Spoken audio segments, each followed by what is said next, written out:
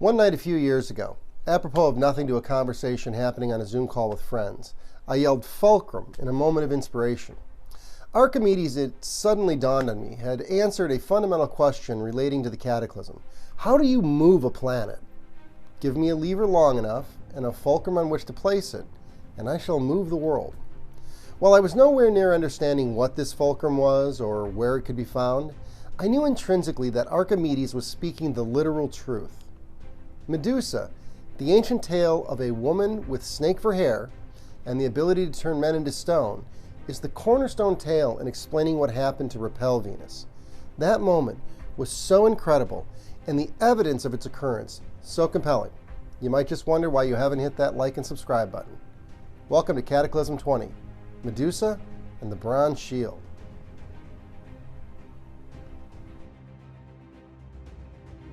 In electrical engineering, there is a magnetism mnemonic tool called the right-hand rule, which states that, to determine the direction of the magnetic force on a positive moving charge, point your right thumb in the direction of the velocity, your index finger in the direction of the magnetic field, and your middle finger will point in the direction of the resulting magnetic force. Poiky on the eastern end of Rapa Nui shows us the direction of the magnetic field during the Cataclysm. Stepping back, we can then say that the direction of the velocity of the magnetic force was up, and this resulted in an induced charge around the three electromagnetic cords of the Earth's shield, which naturally formed a delta configuration to manage the charge between them. We can add the other two fingers and continue the description of Rapa Nui to include a primary chord of Mount Teravaka, a secondary chord of Rano Kau, and a minor chord at Rano Raraku. It is quite striking how the hand fits the model quite fully. Way back in Cataclysm 4, I explored a delta formation in the west coast of North and Central America. Rapa Nui is strategically located just behind the eye of the North American Delta at 109 degrees 15 minutes of longitude. By seeing Poiky's demarcation as the planet's neutral point in the global circuit at the moment of near impact, we can add definition to the odd oval shape defining Yellowstone National Forest and the Bighorn Basin. Mountain, basin, Rapa Nui's neutral longitude. In a moment, I will explain why this oval basin exists altogether. Rapa Nui was the corner of a very stable and much larger triangle that expressed across the Pacific Ocean in what we geographically call the Polynesian Triangle. This triangle was formed in the Cataclysm, as the combined electromagnetic cords of the Earth joined to form not just a triangle, but a fulcrum. Ladies and gentlemen, I present you the properly recategorized Polynesian fulcrum. Since we found the fulcrum, and Archimedes' formula requires a lever, let's explore the two ends of our stick. Like the legend of Bluefeather, the Medusa myth is filled with encoded information about the Cataclysm and the electrical process that occurred to repel Venus.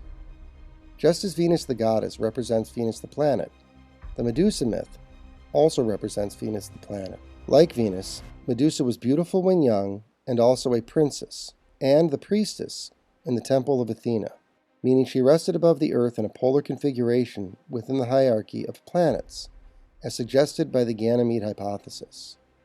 Medusa, as a beautiful princess, is the pre-cataclysm polar planetary configuration story. She changed. Once Earth and Venus began electrically interacting, Venus became a vengeful maiden, the same vengeful maiden as Medusa, whose arcs were like snakes which could instantly petrify people, both literally and figuratively. In myth, it says that Athena sent the son of Zeus, which is Perseus, to bring back the head of Medusa. Zeus is a representation of the electrical force, and so Perseus being the son of Zeus is an electrical force, this one being sent from the earth, or Athena in the myth. Perseus is given several things by the gods to aid in defeating Medusa, which are descriptions of the electrical current discharge that ionized Venus. Until the hero Perseus, son of Zeus, was tasked with retrieving her head. In order to complete the task, Perseus required aid from the gods. He was given a helmet from Hades that made him invisible to Medusa, a pair of winged sandals from Hermes allowing him to reach Medusa. Athena gave him a bronze shield able to reflect the gaze of Medusa, And lastly, he was given a sword, sharp enough to cut off the head of Medusa. Each element tells us something different about the ionizing discharge. The helmet comes from Hades, known to represent an underworld beneath the crust of the earth. Perseus was hidden beneath the crust of the earth, thus a helmet.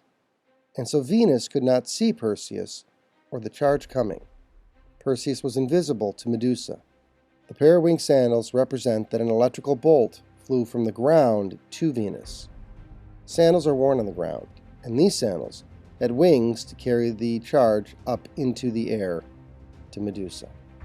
The reflective bronze shield is a very unique element, representing that the discharge came from a refraction in the inner Earth core. That is to say, as the strike went up in the Taran Basin, it created a well effect in the west coast of North America, as electrons were literally sucked to the core of the Earth to equalize the discharge in the global circuit. Yellowstone and the Bighorn Basin are refraction effects from the near-impact discharge. The electric sword that struck was sharp enough to not just kill, but behead Medusa, which is to say the electric discharge ionized Venus, robbing it of its electromagnetic shield and not only stopping its rotation, but placing it in a slow retrograde spin, like two pool balls floating in space. Inertia, which is the force of stored up energy you experience going around a curve, for example, is electric in nature, and so stopping the planet's inertia with an electromagnetic discharge is not only feasible, but quite plausible. By 1964, astronomers had already confirmed that Venus showed the same surface face to the Earth in every conjunction, like a broken clock that's still right twice a day. You can catch the head of the dead Princess Medusa, rising as our morning star Venus, with thousands of volcanic holes where the cords of her electromagnetic hair once existed. How can there be so much encoded information, you ask? Like I've said over and over again, there was an advanced civilization on Earth in great antiquity. They knew what happened. Don't forget to tell your friends. Shit's weird, brah. Really, really weird. And thank you for letting me make this episode out of order. Time's not linear, and apparently neither are my videos. Don't forget to like, share, subscribe, leave me a comment down below, and stick around for more cutting-edge catastrophism discoveries. Peace.